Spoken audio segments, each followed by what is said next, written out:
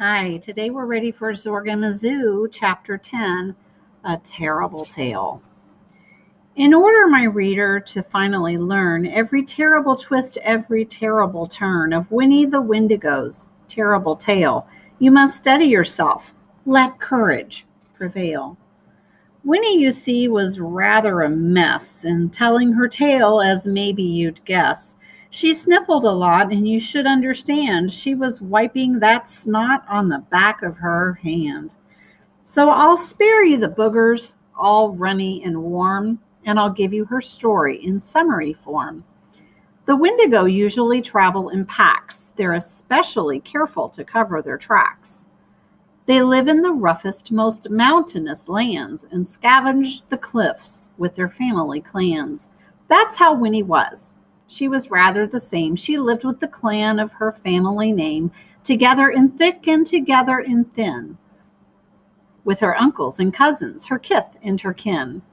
Winifred Wendigo Thistle McPaw, or Winnie, of course, as you already saw, lived on the ridge of a forested peak near the banks of a lazy, meandering creek.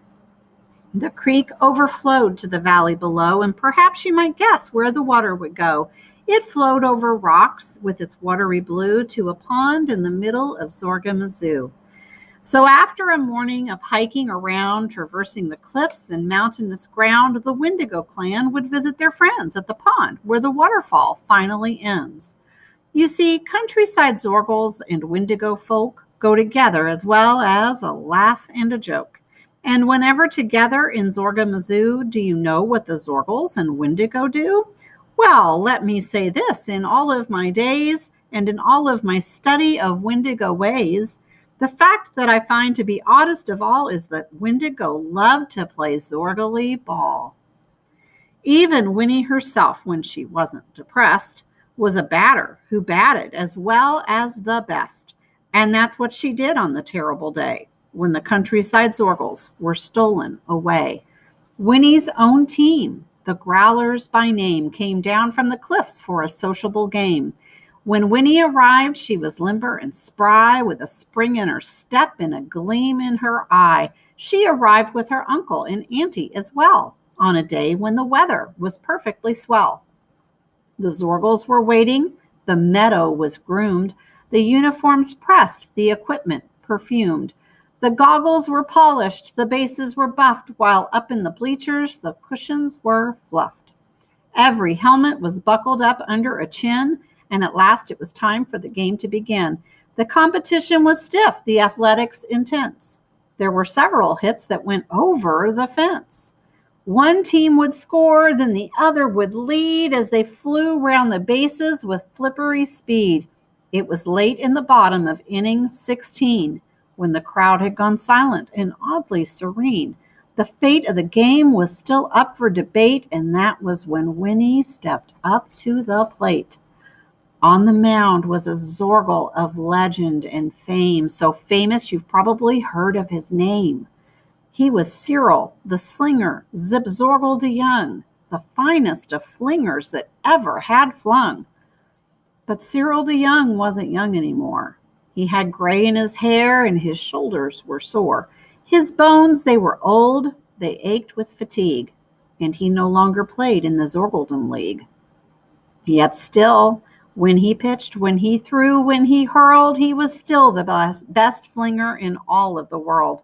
He stood on the mound, he pounded his glove, and for him this whole game was a labor of love.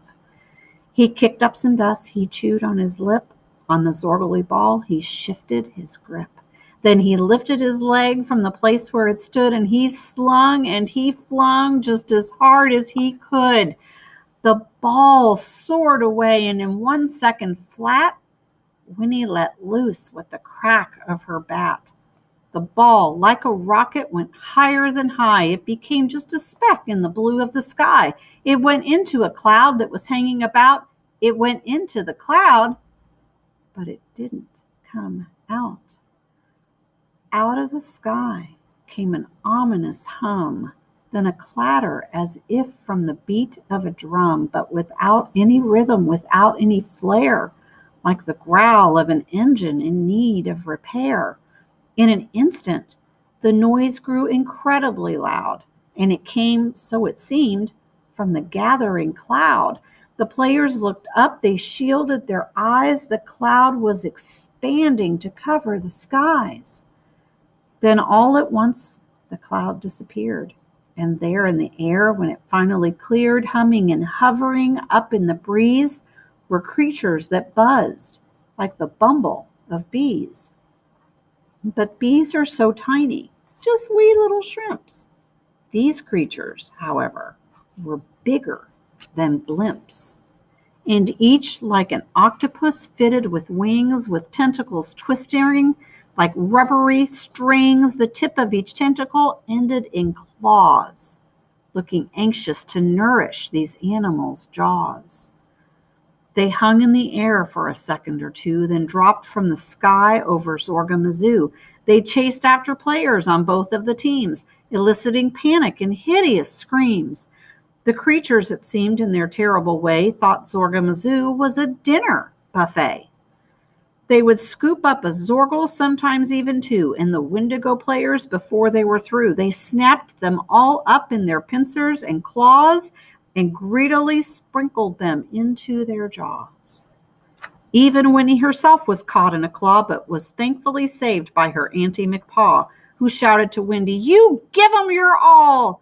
Winnie, you hits 'em like you did with that ball." Winnie did just as her auntie had planned. She still had that Zorgly bat in her hand. So the moment the beast had her up in the sky, she prodded the thing in its yellowy eye. The creature was stunned. It floundered around. It bobbled with Winnie, who fell to the ground. She landed with luck in a cushiony bush and softened the blow with her cushiony tush. "Good girl!" cried her uncle. "Now, Winnie, you hear? You stay in that bush. Stay out of the clear." Winnie complied, staying out of the way while the others were keeping the creatures at bay. Yet though they fought back with a spirited fight, they were hardly a match for the animal's might. So that was how Winnie had come to survive while watching her family swallowed alive. Having eaten, the creatures leapt up in the sky, and then Winnie the Wendigo started to cry. To Morty, the story was rather inane, but before he began to protest or complain, there was one little detail he wanted to check. "Wait a minute," he said. "Now hold on a sec. You mean Cyril DeYoung, the best of the best? If you're playing with him, then I'm pretty impressed. His flings were like lightning. Oh, man, he could throw. Used to play for the Underwood Titans, you know. My pop used to take me. We'd go to their games. I knew all of the players, knew all of their names, but my favorite, of course, was that Cyril DeYoung, the greatest of flingers that ever has flung." "You're right," Winnie sniffled, her eyes going damp. "There's nobody like him. He was truly a champ. But what does it matter? I mean, Cyril is dead. He was eaten, remember? It's just like I said." "I don't know," Morty said. "It sounds hard to believe. It's really too horrid to even conceive. You say flesh-eating monsters from up in the sky? I won't be convinced, so don't even try."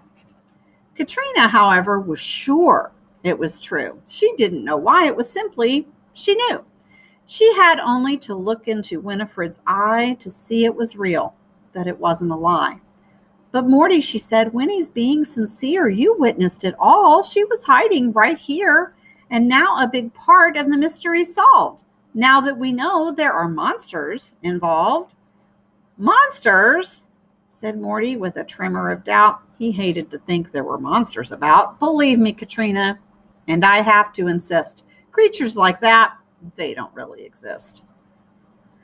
Winnie sucked in a breath. She held up a hand. "Mr. Morty," she stammered, "you don't understand." Morty ignored her. He was shaking his head. He folded his arms and dismissively said, "I've seen all sorts of weirdness since I was a kid, but never a flying carnivorous squid." Winnie covered her eyes. She grimaced and frowned. Morty," she whimpered, "then don't turn around." There followed a horrible, ominous hum and to clack like a raspy mechanical drum. It was one of the creatures that Morty denied. And so, as he turned his eyes going wide, he realized too late that the creatures were real and that he and his friends would be their next meal. And so, before Winnie or Morty could speak, before even Katrina could utter a shriek, all three were ensnared in those terrible claws and tossed in the creatures' insatiable jaws.